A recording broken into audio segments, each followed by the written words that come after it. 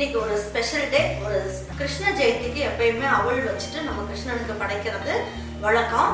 அதை நம்ம என்ன பண்ணலாம், ஒரு அருமையான ஒரு பாயாசமும் பால் பாயாசம் அவள் வச்சுட்டு ஒரு அருமையான ஒரு பால் பாயாசமும் செஞ்சு நம்ம சாமிக்கு படைக்கலாம். வாங்க இதை எப்படி நல்லா டேஸ்டாகவும் சூப்பராகவும் நல்லா பசங்களுக்கு பிடிச்ச மாதிரி எப்படி செய்யலாங்கிறத பார்க்கலாம்.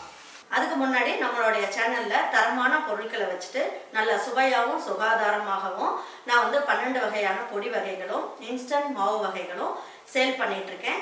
உங்களுக்கு வேணும் அப்படின்னு நினச்சிங்கன்னா வெப்சைட் வாட்ஸ்அப் டீட்டெயில் உங்களுக்கு தரேன். அதில் ஆர்டர் பண்ணிங்கன்னா கொரியர் மூலியமாக உங்கள் வீட்டுக்கே உங்கள் வீடு தேடி வரும். அந்த பொருட்கள் எல்லாம் நல்ல சேஃப்டியாக உங்களுக்கு வரும். அதுக்கப்புறம் அதை நீங்கள் செஞ்சு பார்த்துட்டு நல்லா சுவைச்சு பார்த்துட்டு உங்கள் பிள்ளைங்களுக்கெல்லாம் பிடிச்சிருந்தது அப்படின்னாங்கன்னா கமெண்ட் பாக்ஸில் உங்களுடைய கமெண்ட்ஸ் எல்லாம் சொல்லுங்கள். இப்போ நம்ம அவள் பாயாசம் செய்ய போகிறோம். அதுக்கு நம்ம ஒரு ஸ்பூன் அளவுக்கு எண்ணெய் ஊற்றிக்கலாம். அதாவது இந்த கரண்டியில் ஊற்றுறேன்னு நினைக்காதீங்க. இதில் ஒரு ஸ்பூன், அதாவது ஒரு டேபிள் ஸ்பூன் தான் எண்ணெய் ஊற்றிருக்கேன். உங்களுக்கு எந்த அளவுக்கு பிடிக்குமோ அந்த அளவுக்கு நீங்கள் முந்திரி பருப்பை இதில் வறுத்துக்கணும். முந்திரி பருப்பை இதிலே நல்லா வறுத்து எடுத்துக்கலாம். வறுத்து ஒரு பாத்திரத்துக்கு மாற்றிக்கலாம். கருக விட்டுறாமல் இந்த மாதிரி வறுத்து எடுத்துக்குவோம். இதில் நான் ஒரு டேபிள் ஸ்பூன் அளவுக்கு தேங்காய் துருவி வச்சுருக்கேன். இதையும் எடுத்துக்கலாம். போட்டுட்டு இதில் ஒரு 100 கிராம் அளவுக்கு அவல் எடுத்துக்கலாம். நல்லா சுத்தமான சிகப்பு அவல்.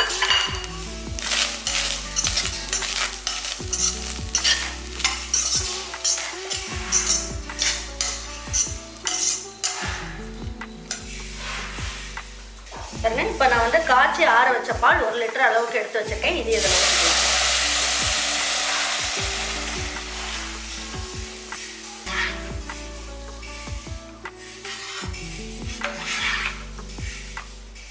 அது எப்போ சேர்க்க போகிறோம்னா இந்த அவல் சீக்கிரமாக வெந்துடும்.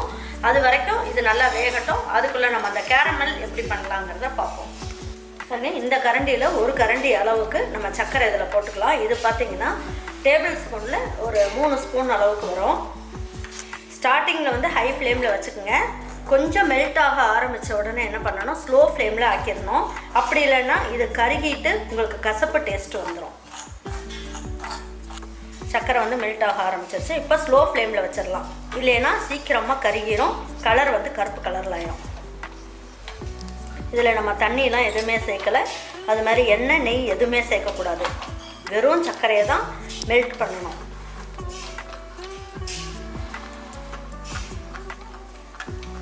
பாருங்கள், நல்லா மெல்ட் ஆகிடுச்சு. கலரும் சேஞ்ச் ஆகிடுச்சு. இப்போ ஸ்டவ் ஆஃப் பண்ணிடலாம். பாருங்கள், அவள் பாயாசத்துக்கு அவள் நல்லா வெந்துக்கிட்டு இருக்கு. இப்போ வெந்துக்கிட்டு இருக்கும் போது நம்ம என்ன பண்ணணும், ஸ்லோ ஃப்ளேமில் வச்சுருங்க. இப்போது இந்த கேரமல் பண்ணியிருக்கிறத மெதுவாக அதில் ஊற்றணும். இல்லைன்னா பொங்கி வரும். அந்த மாதிரி மெதுவாக ஊற்றணும்.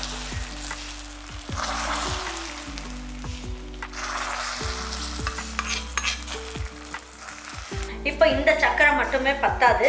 நம்ம என்ன பண்ணணும், இப்போ ஒரு கரண்டி அளவுக்கு, அதாவது இந்த குழிக்கரண்டியில் ஒரு கரண்டி தான் நான் சக்கரை சேர்த்தேன் அப்படிங்கிறதுனால இதில் இன்னும் ஒரு 4 கரண்டி அளவுக்கு சக்கரை சேர்த்துக்கணும்.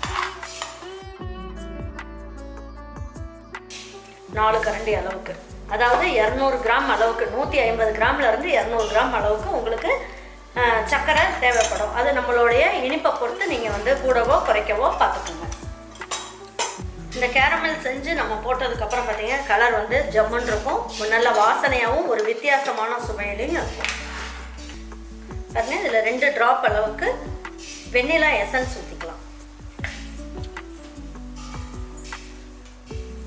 இதில் 2 பிஞ்ச் அளவுக்கு நம்ம ஏலக்காய் பவுடர் சேர்த்துக்கலாம். இதுலேயே நம்ம வறுத்து எடுத்து வச்சுருக்க முந்திரி பருப்பையும் போட்டுக்கலாம். இப்போ இந்த அவள் பாயாசம் செஞ்சுருக்கும் போது உங்களுக்கு தண்ணியாக இருக்க மாதிரி இருக்கும். ஆனால் ஆறுனதுக்கப்புறம் பார்த்தீங்கன்னா நல்லா ஊறி கெட்டி ஆயிடும். அதனால் நீங்கள் செய்யும் போது பாயாசம் தண்ணியாக இருக்கே அப்படின்னு சொல்லிட்டு நீங்கள் பயப்பட வேண்டாம். ஆறுனதுக்கப்புறம் நல்லா கெட்டியாக அவள்லாம் நல்லா ஊறி சூப்பராக இருக்கும். இப்போ தட்டை வச்சு மூடி வச்சிடலாம். இது ஒரு 10 நிமிஷம் உங்களுக்கு நல்லா ஆறட்டும். மேலே ஆடை பிடிஞ்சிருந்தால் ஒரு சிலருக்கு பிடிக்காது. பிடிச்சவங்க நீங்கள் ஓப்பன் பண்ணி வச்சுக்கோங்க. பிடிக்காதவங்க மூடியே வச்சுருங்க. பால் நல்லா கெட்டியாகவும் நல்லா அவள் நல்லா ஊறியும் இருக்கும். இன்னும் 10 நிமிஷம் கழித்து பாயாசம் எப்படி இருக்குன்றதை பார்ப்போம். எடுத்து வச்சு பரிமாறிக்கலாம். ஒரு 10 நிமிஷம் ஆயிடுச்சு. இப்போ ஓப்பன் பண்ணி பார்க்கலாம். பாருங்க, பாயாசம் நல்லா கெட்டியாகவும் இருக்குது.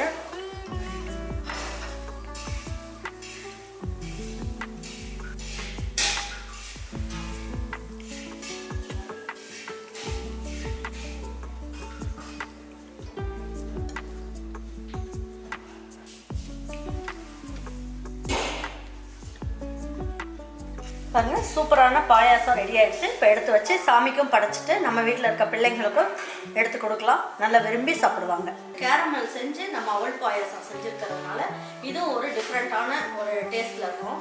இந்த கிருஷ்ண ஜெயந்திக்கு நம்ம வீட்டில் செஞ்ச மாதிரி நீங்களும் நான் சொன்ன மாதிரி நீங்கள் செஞ்சீங்க அப்படின்னா உங்கள் வீட்டில் இருக்க பசங்க எல்லாருமே ரொம்ப நல்லா இருக்குமா அப்படின்னு சொல்லிட்டு எல்லாம் விரும்பி சாப்பிடுவாங்க. உங்கள் வீட்டில் இருக்கவங்க எல்லாருக்குமே பிடிச்சிருந்ததுன்னா லைக் பண்ணுங்கள், ஷேர் பண்ணுங்கள், சப்ஸ்கிரைப் பண்ணுங்கள், மறந்துடாமல் கமெண்ட்ஸ் பண்ணுங்கள். தேங்க்யூ ஃபார் வாட்சிங். Erode Ammachi சமையல்.